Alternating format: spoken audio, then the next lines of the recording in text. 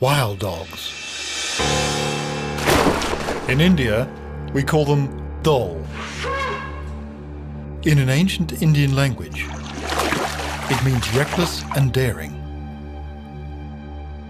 Strategy, teamwork, speed. These pack hunters are one of the most efficient killing machines in the Indian forests.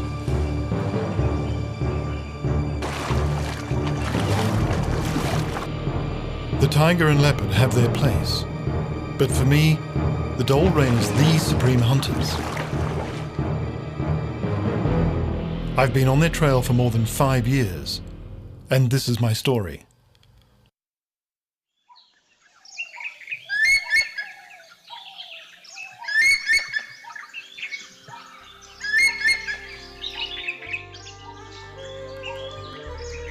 I am Krupaka.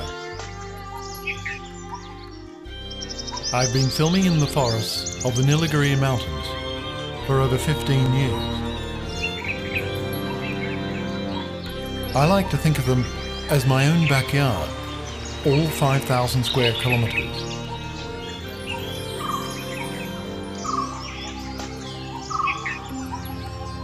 I've filmed the intimate lives of most animals here, but the one I would like to film most always eludes me. They are indeed the phantoms of our forests.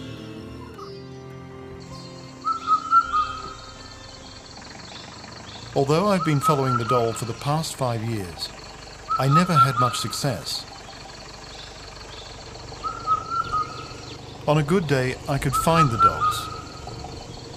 On a very good day, I could film them at a distance.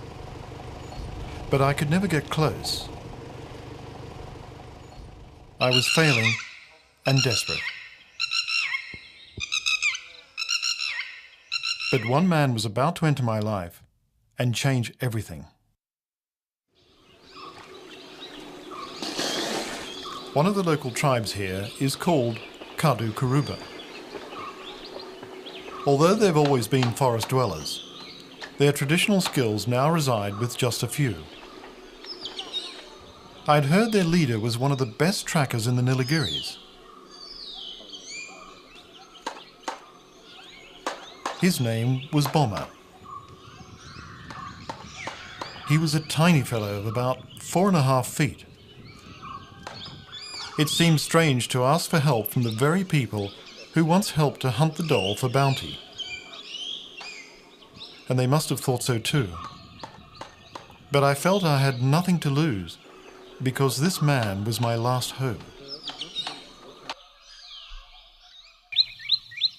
With Bomber by my side, I begin to see the forest with new eyes. He makes it seem so simple, this man. The dogs have gone this way, sir. Bomber, how do you know it's not that way? They didn't go that way, sir. The dew is still on the grass. See?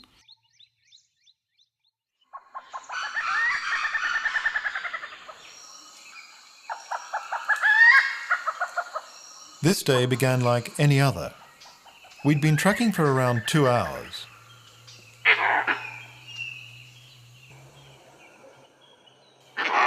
And then, alarm calls from the ever-watchful langurs.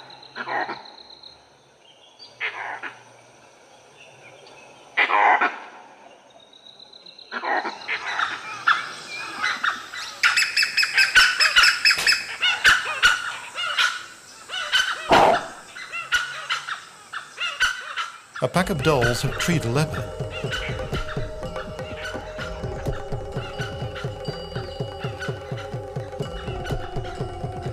Although thrice the size of a dhole, the big cat knows it wouldn't stand a chance on the ground.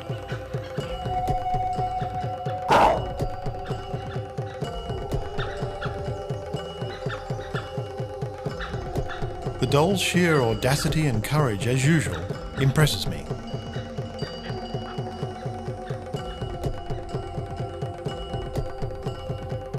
The dogs take up watch for an hour or so, and then lose interest.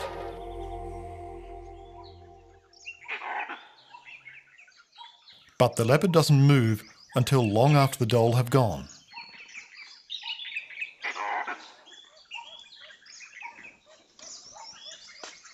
When the coast is clear, he descends with as much dignity as he can muster.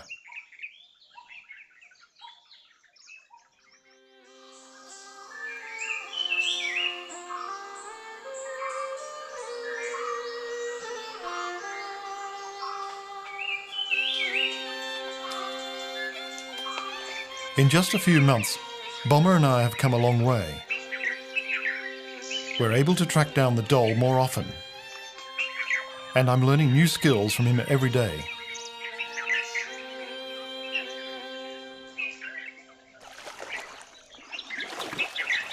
We've been following one particular dhole pack, and they're beginning to tolerate our presence. Phantoms have become individuals.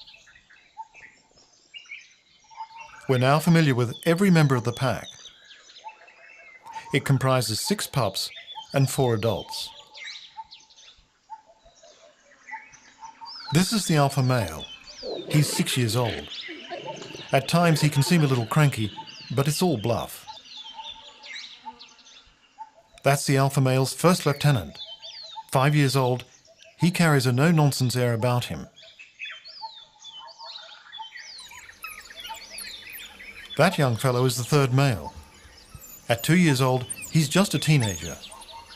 But for the pups, he's a mentor, their favourite uncle. And there's the alpha female.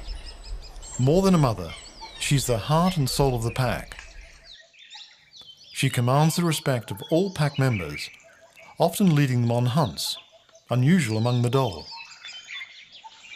Bomber too admires her, and has named her Kamadi, after his favourite niece.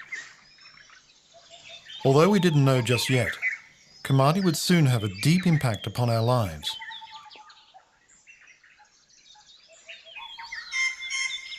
It's late morning, and the dogs take their siesta. The dhole dislike the heat of the sun intensely, and whenever possible, they keep to the shade. It's crucial to conserve energy for their high-speed hunts.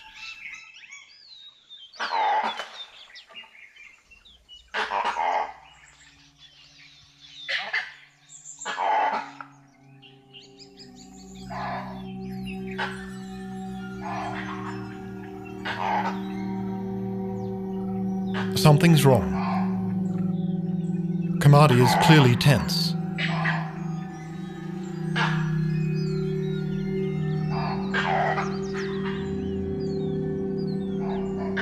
An enemy is on the prowl nearby.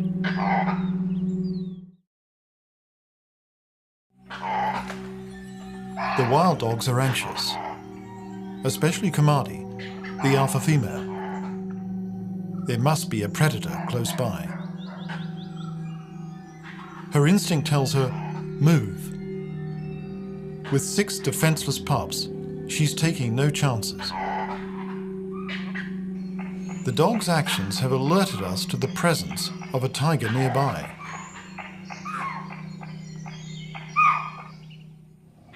And Kamadi is not the only one who knows. The elephants too have young to protect.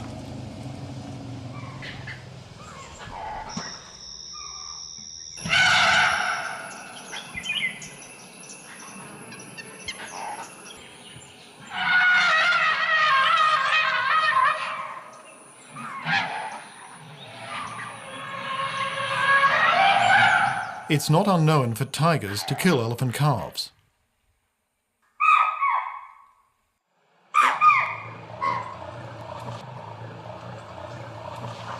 With the tiger circling, the herd is clearly nervous. They move away, only to blunder into the dhole.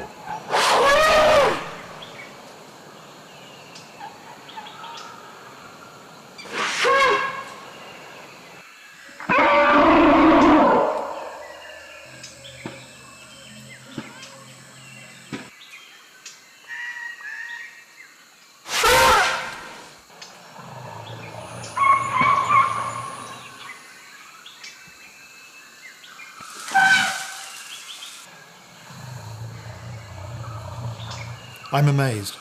I know all too well what it's like to be chased by an elephant. But still, the dhole are so carefree.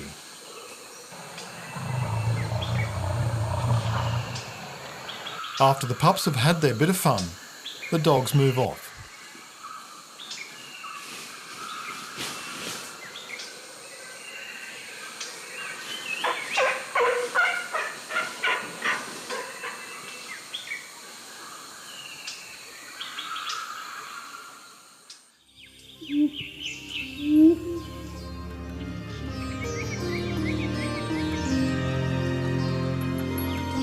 With our dhole's territory ranging over 80 square kilometres, it's been incredibly difficult to follow the pack.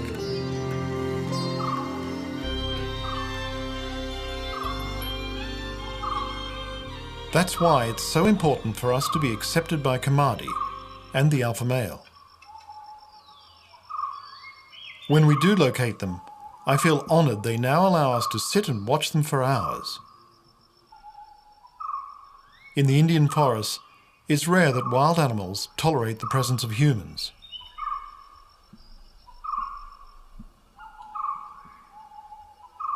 All wild animals have good reason to be wary of man, but more so the dhole. During the British rule in India, dhole were branded as vermin. The dhole were seen as little better than rabid dogs, decimating the game animals the British wanted to kill. The dhole was slaughtered mercilessly. In fact, they carried a bounty on their head until late into the 20th century. The fact that the dhole had evolved over millions of years in these forests meant nothing. Eventually, it was understood they had it all wrong, and the dhole were released from their death sentence just prior to extinction. Today, they are protected by law and thriving.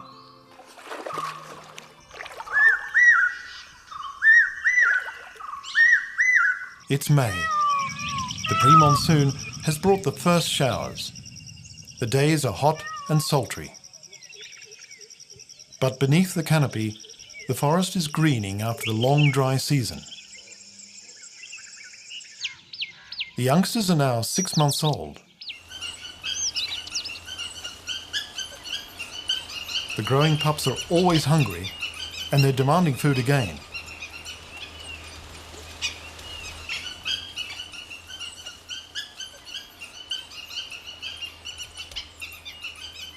They communicate this to the adults by begging. It's instinctive. When they were just puppies, the elders would simply regurgitate the meat fresh from a kill. Now they're too old for that. And their begging is a none too gentle hint for the adults to get on with the hunt. After some time, the adults know they can't put it off any longer.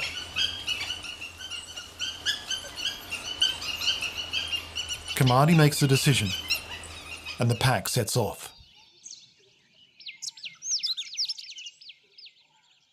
The other large predators in these forests lie in wait for their prey, but the dhole go looking for theirs. The dogs' teamwork and their hunting strategies are crucial to their success. Several kilometers later, they target their victim. This time it's their favorite game, chittle or spotted deer.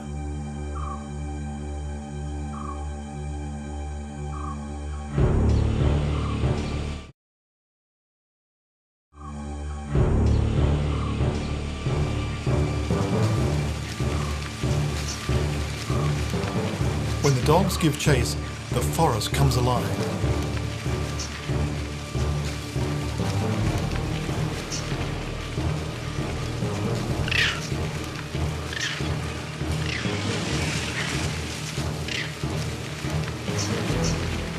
The dogs literally run their victim to exhaustion through a high-speed chase. Us too. It's happening close by. They've cornered a stag.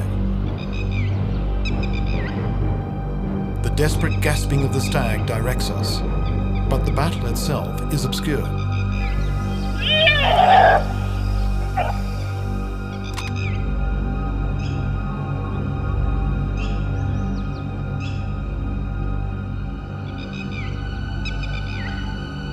There's Kamadi, blood in her mouth.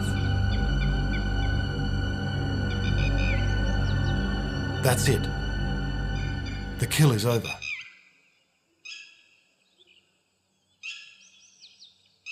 Kamadi hears the first lieutenant calling to the pups who are waiting in the wings.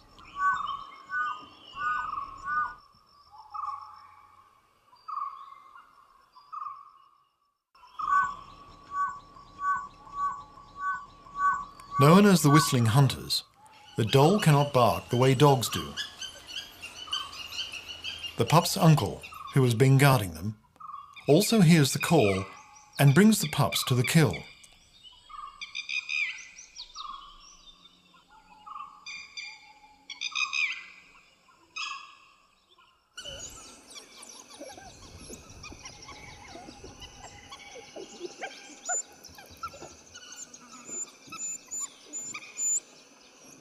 The adults let the pups eat first.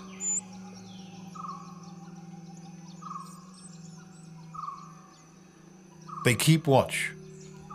It's important to finish the meal swiftly. That tiger may not be far. Older dogs help the pups by ripping open the carcass for them.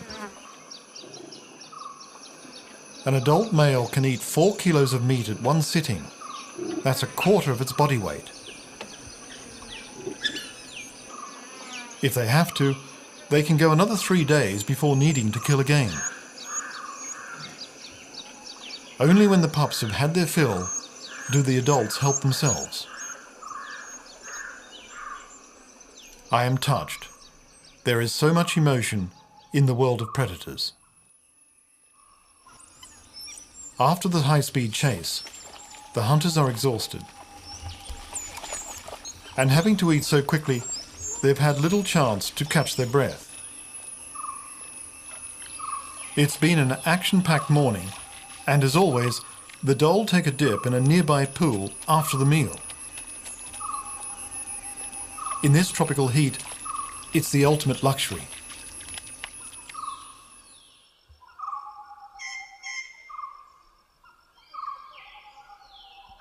Kamadi seems to have been seriously injured during the hunt. Her back's been opened up by a stag's antler. The whole pack is concerned, and so are we.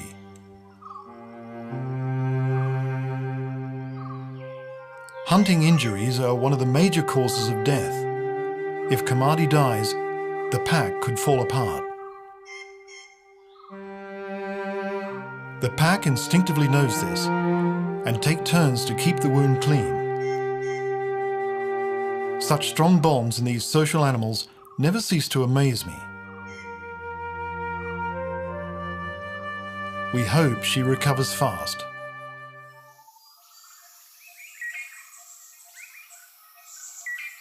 The pups are 7 months old. They're eager to participate in the hunt. Even their play seems to be part of their training.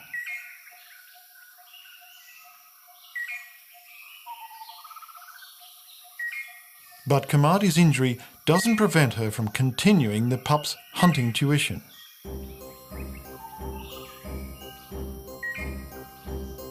Today, the lesson is how to approach large prey. In this case, a gaur, one of the largest wild cattle species on Earth. Being pack hunters, synchronization has to be taught at an early age. The dholes surround the victim, charging and striking from different angles at different times. The aim is to confuse and panic the prey, creating an opportunity to attack the animal's vulnerable parts. The prey's only defense is horns and hooves, both of which can inflict lethal injuries. The dhole are trying to separate the calf from its mother. Later in the day, when the pack embarks on a serious hunt, the pup's enthusiasm throws the whole show into chaos.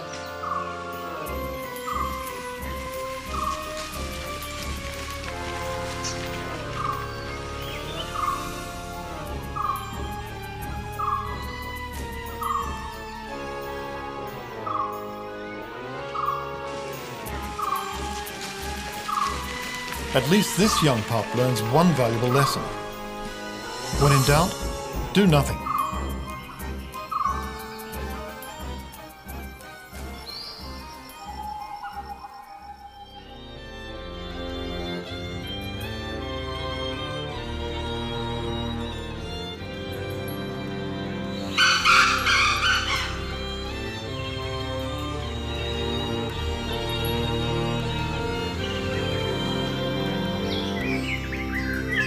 After all these years, I still relish every inch of the forest. There is suspense in every day, especially when we're on the trail of our dhole pack.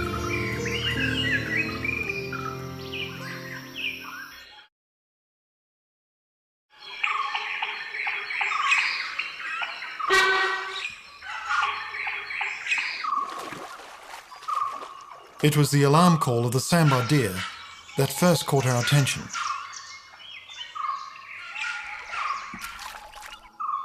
The sambar had obviously spotted Kamadi's pack first and retreated to the safety of the pond. It's a stroke of luck. We find ourselves in the right place at the right time. I've got a feeling I'm about to film my first kill. It begins as a standoff. And develops into a test of nerves.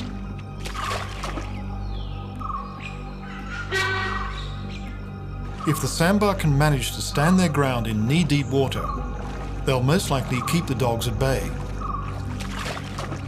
But the dogs continue to harass the sambar. They're hoping to separate a nervous animal and push it into deeper water.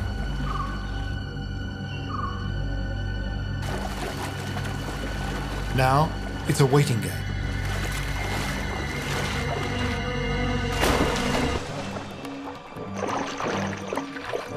And the game pays off. Kamadi dives in. A panic-stricken fawn has broken away.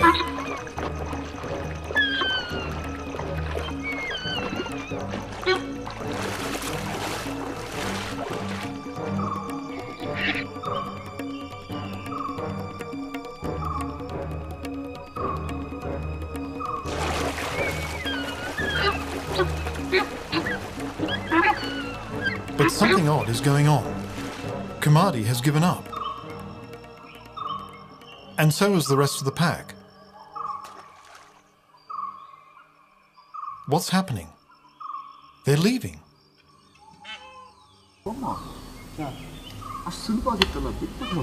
I asked Bomma why the dogs suddenly left, and his answer shocks me. He explains that his people often follow the dogs when they're hunting and take their kill. He tells me they've done that for ages. And naturally, the dogs learned that if they saw humans, there was no point continuing. They just abandoned the hunt. Bomma then even admits to me that the dogs will never make a kill in front of us. And then I remember something.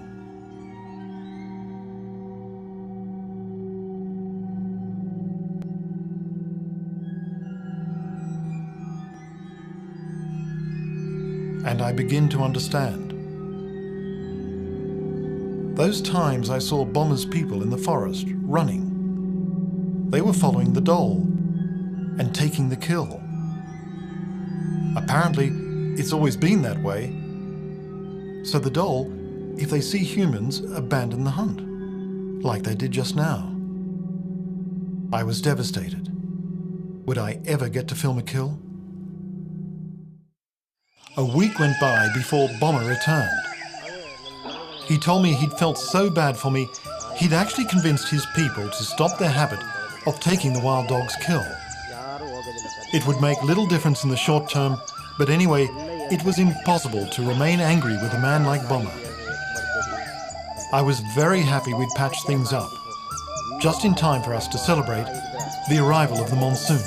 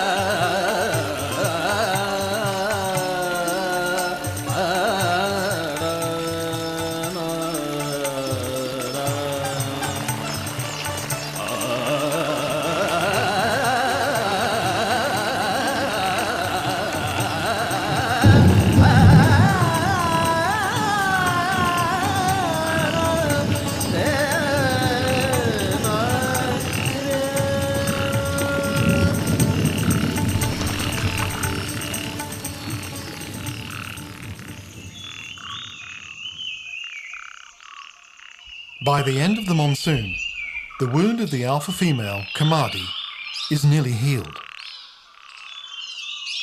It's a huge relief for Bomber and I.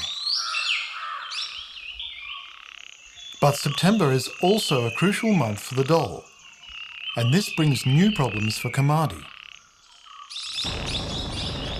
This is a time of turmoil for the doll, because this is the beginning of the breeding season. It becomes evident that we're not the only ones following the pack. Two strangers, both young adult females, have strayed into Kamadi's territory. The doll have an unusual breeding pattern. The alpha male and female stop the younger adults from breeding, ensuring that all efforts go only towards raising the dominant pair's pups. So, these two females have split away from their pack to establish their own. But they need bachelors, and they've picked up the scent of Kamadi's pack.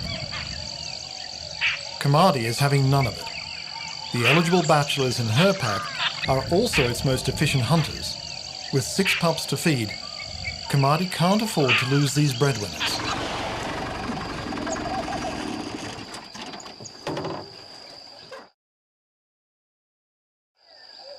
The females persist. They have also realized there are 2 eligible bachelors in Kamadi's pack. The first lieutenant and the pup's uncle.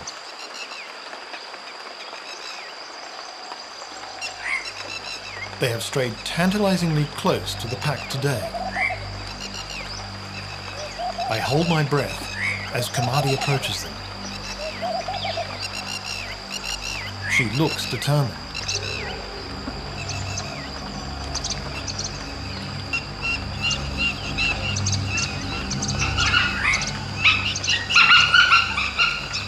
Their sounds are so strange. I've never heard anything like this before. I wonder what's happening to the females.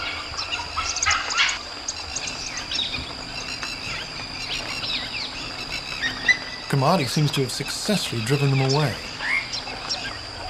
The pack seems all excited.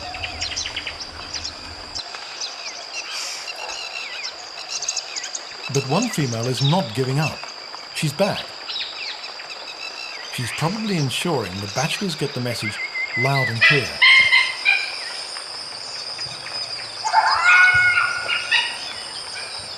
This complex behavior has not been documented before. I feel privileged, but also apprehensive. These twin seducers could split Kamadi's pack.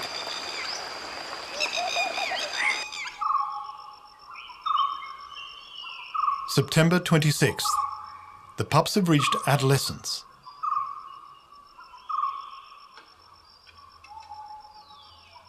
Kamadi is coming into estrus. Having seen off the 2 females, she flirts with the first lieutenant. It's classic alpha female behavior. It's called pseudo-mating, where Kamadi won't allow penetration. But it may dissuade the adult males from leaving her pack. She also has to keep the alpha male happy. Kamadi will mate only with the alpha male. They'll couple several times over the week until she conceives. The gestation period is about 60 days. The first lieutenant and the uncle sit by. All they can do is bide their time.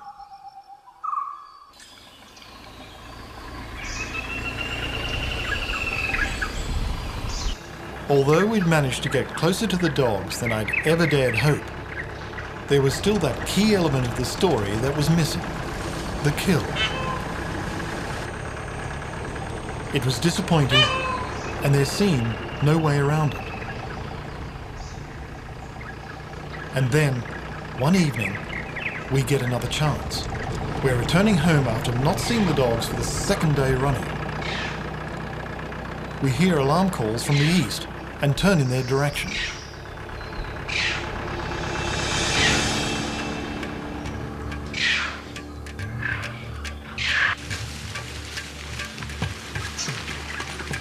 We haven't a chance on foot, Fortunately for us, it's all happening along the track.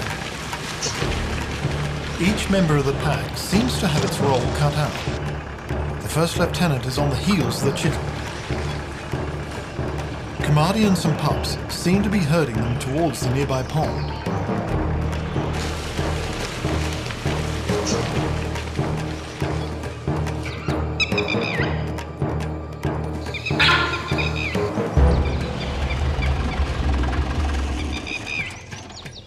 By the time we catch up, the alpha male and the other pups have already taken up their positions around the pond.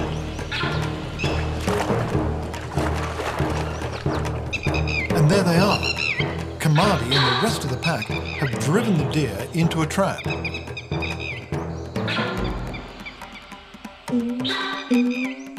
This time we keep low. I'm not taking a chance.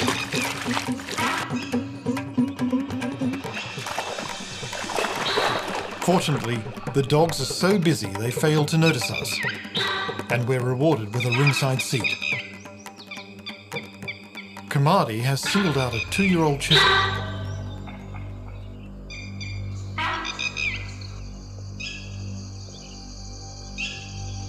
The pups are now old enough to join the fray. They surround the pond and block the exits.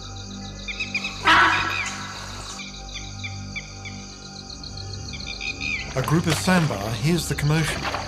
They become unwilling spectators. The light is fading fast. As the Chittle approaches the sandbar, seeking security in numbers, they mistake it for a dog and drive it back into the pond. It was exactly what the alpha male wanted.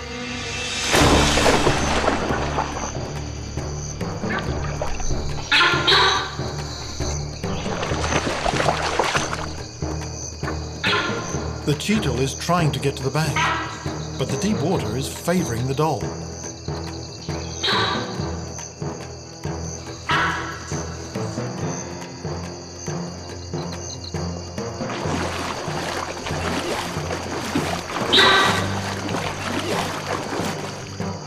The experience of the alpha male is shown. It terrorizes the Chittle into swallowing water before the final strike. And there it is.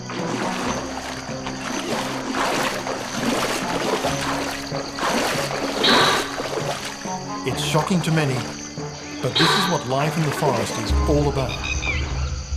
So that one may live, another must die.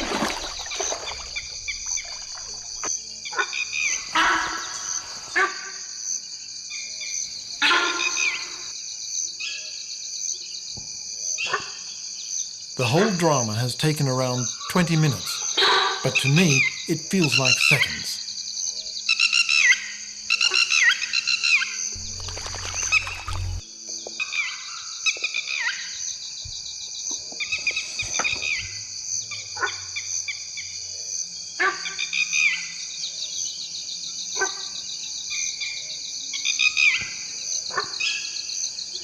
While the pups tuck in, the alpha male remains apart, on guard for predators. I want to thank him. Instead, we slip quietly and happily away.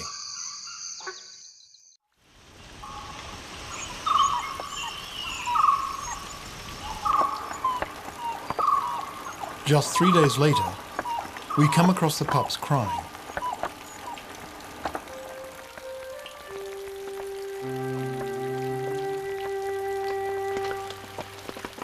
Something is seriously wrong. It takes some time to work it out. 2 males are missing. The inevitable has happened. The bachelors have been seduced by the 2 roaming females.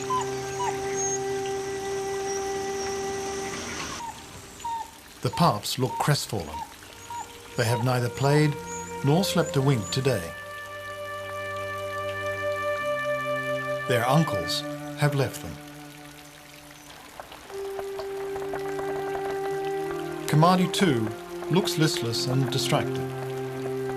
Her efforts to keep the two lone females at bay have gone in vain.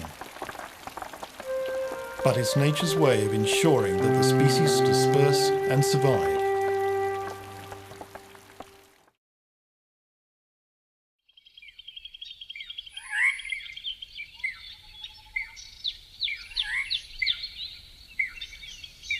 Early November.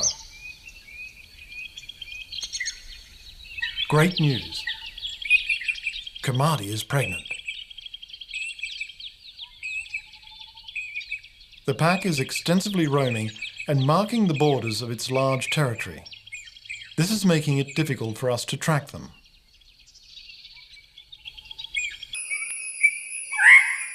December 15th. After the highs of the past few months, the latest dilemma feels like a body blow.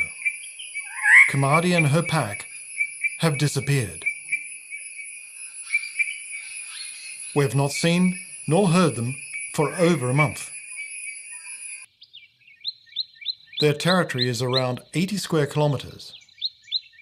We haven't a hope of searching such a larger area ourselves. Bomber, though, remains optimistic. He knows the dhole are very secretive when denning. Kamadi must have littered by now. It's a hard slog, but we just have to keep searching.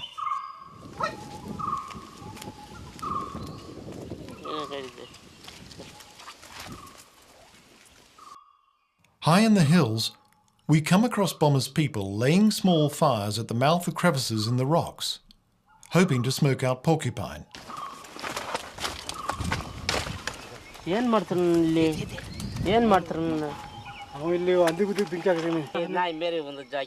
pleads with them to stop, explaining they could stumble across the dhole den and disturb them.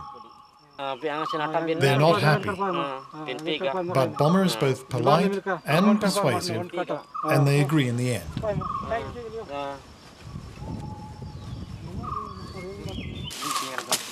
Just a few months ago, this kind of cooperation would have seemed inconceivable. In fact, it surprises Bomber even more than me. Now and then, we find what seems to be a clue, and then it leads nowhere. I realise just how lucky we've been until now.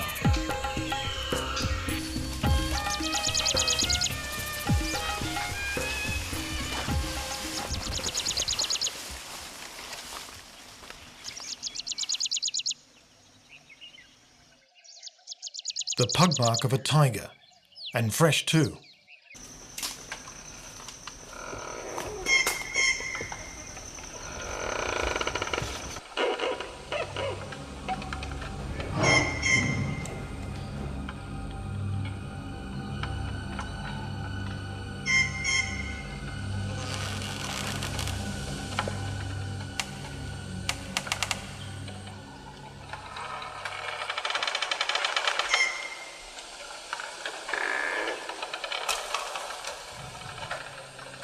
Bomber has spotted something. As I approach, I'm flooded with a sense of dread.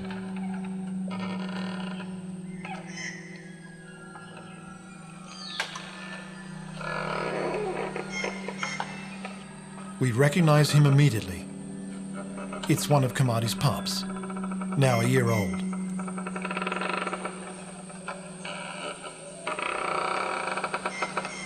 The signs of a tiger attack are clear.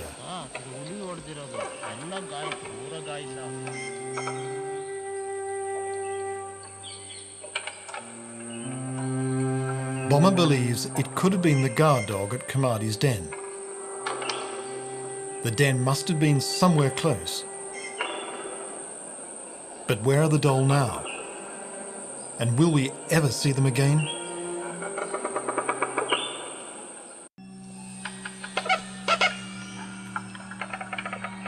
The pup killed by the tiger has been a shocking discovery. It's given our search a real urgency. In desperation, Bomber comes up with an extraordinary idea that, at any other time, would seem completely mad. He assembles the men of his hamlet, and I explain our predicament. Could they take some time out and please help us with our search for the doll? Something in our faces and my little speech must have touched them. With renewed hope, we set off in all directions.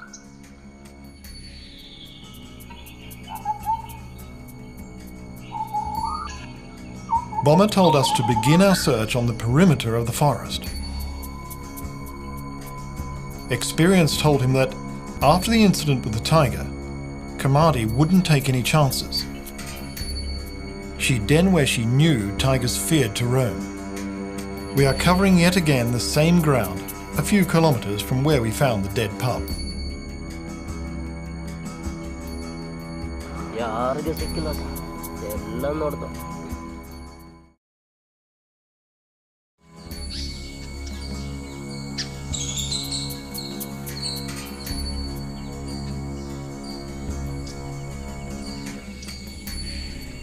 Just as we're on the verge of abandoning the search for Kamadi, Bomber finds a vital clue.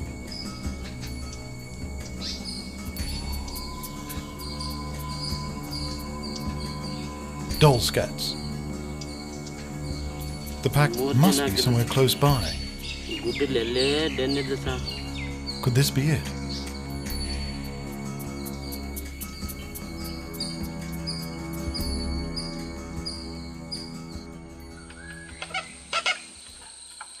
Their tracks lead us downhill to a bamboo grove.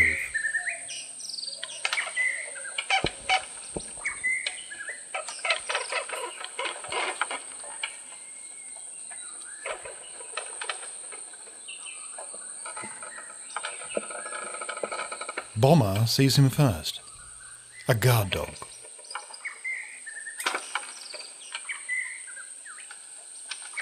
We don't want to alarm him, and we move to another vantage point.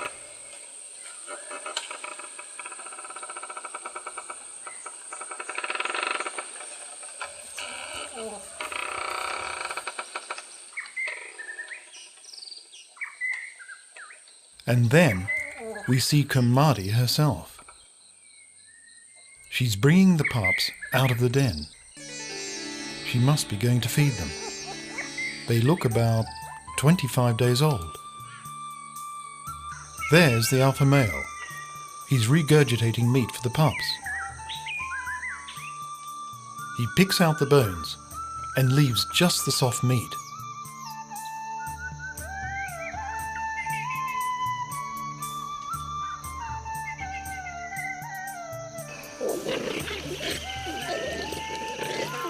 The guard dog has joined them.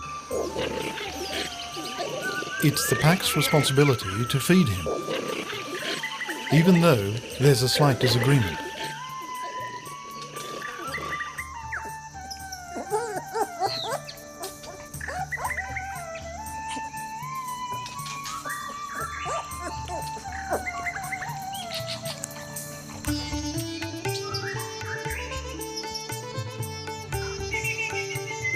Kamadi's now grown pups, though still inexperienced and a little clumsy, seem to have accepted their new roles as babysitters and uncles.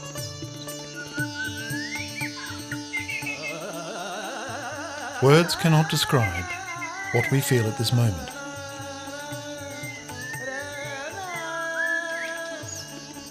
And then, an extraordinary moment. Kamadi looks straight at us. There's a flash of anxiety, but she does nothing. She must have recognized us.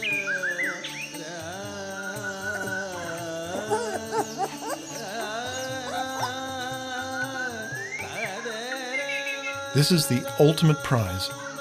We've been truly accepted by a wild doll called Kamadi, and it makes our hearts swell with pride.